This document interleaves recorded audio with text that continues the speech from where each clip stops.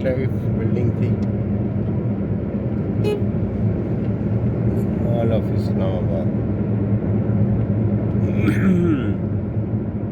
ये एक नया स्ट्रक्चर बन रहा है और ये सऊदी पॉक टावर, और यहाँ से हम अपनी डेस्टिनी की तरफ मुड़ चुके हैं नाज़रीन। और हमारी ये रस्सी ढीली होगी थोड़ी सी, अब फिर